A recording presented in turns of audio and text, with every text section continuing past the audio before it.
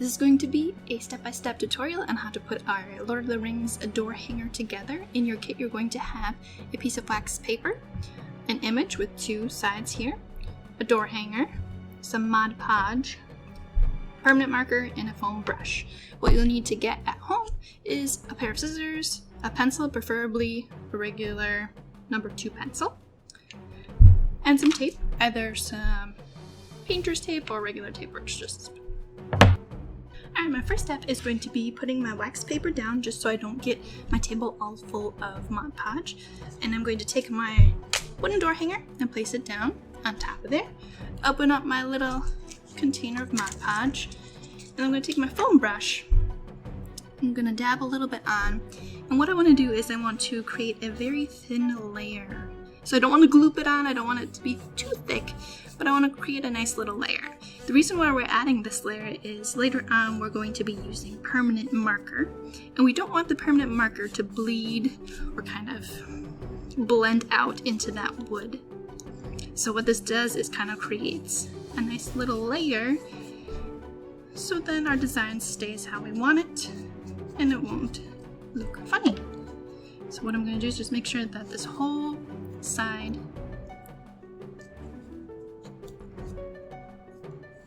has a nice even layer.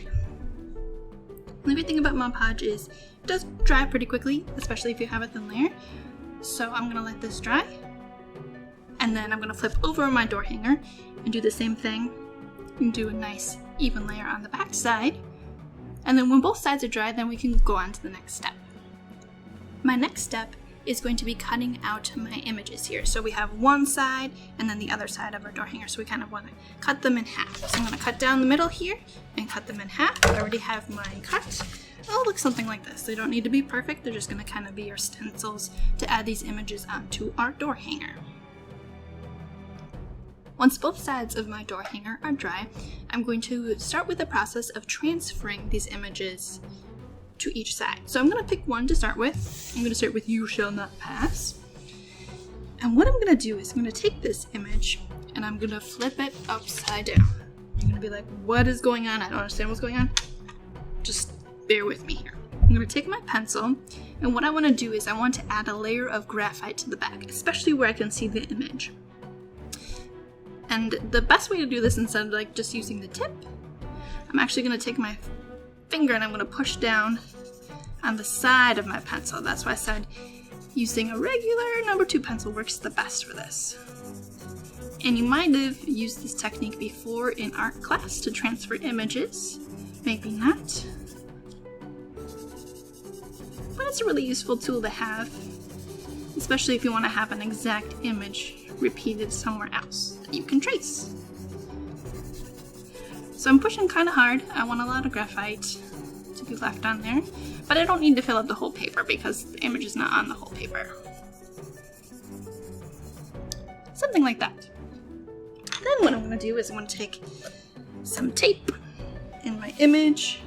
I'm going to carefully flip it over, line it up where I want it on my door hanger, make sure it's centered.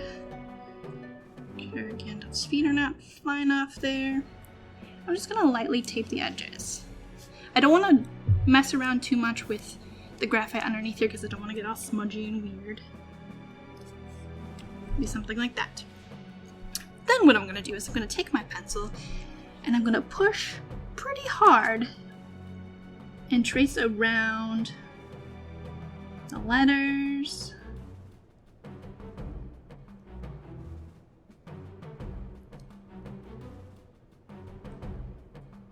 And what this is doing is it's going to push through the paper and transfer my graphite onto the door hanger.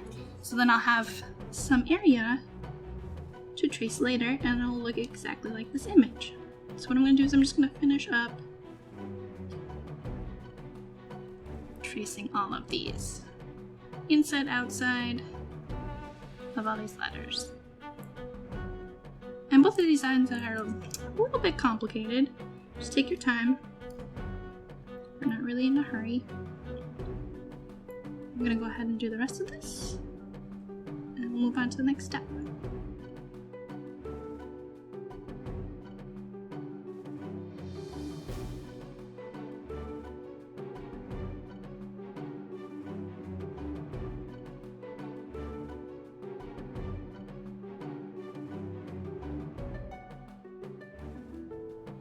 Alright, so I finished tracing over all of my images here on this piece of paper. What I'm going to do is I'm going to carefully remove the paper and the tape. You should see like kind of like a ghosty image of what you just traced.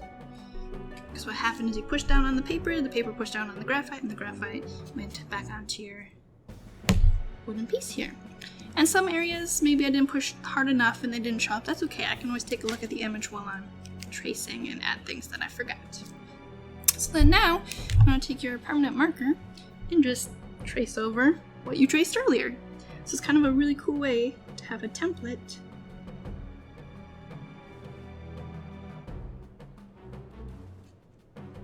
that you can use later. So I'm going to go over everything with my marker. And remember, these permanent markers can be used multiple ways. You can use a really tiny tip and use it really lightly to do little areas. Or if you want to add a lot of color in one area, you can push down a little bit harder. So don't forget that you can use these a little bit lighter too to do those tinier spots. And as you can see, nothing is bleeding through to the wood because we have that Mod Podge layer in between. So I'm going to go ahead and color in everything. If you'd like, you can add other designs on here too. You can add designs around the doorknob hole here, or around the edges. It's up to you, it's your craft. Alright, once all of your permanent marker is dry, then you can start on to the last step, which is going to be taking your foam brush, dipping it in the Mod Podge, and adding another thin layer to kind of lock in the design. Make sure that your permanent marker is completely dry before you go to this step, or else you're going to smudge the permanent marker everywhere. And also, make sure that when you are tracing it with the permanent marker, watch out for where your hand is. As you can see, I have a little dot on my hand where I smudged it in a little bit of my writing. So just watch out, make sure you know where your hands are. You should be good to go.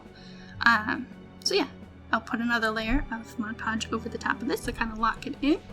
And then I'm going to repeat the whole process for the other image on the other side. And then once you're done, it'll look something like this. A double-sided door hanger. Thanks for watching, and happy crafting!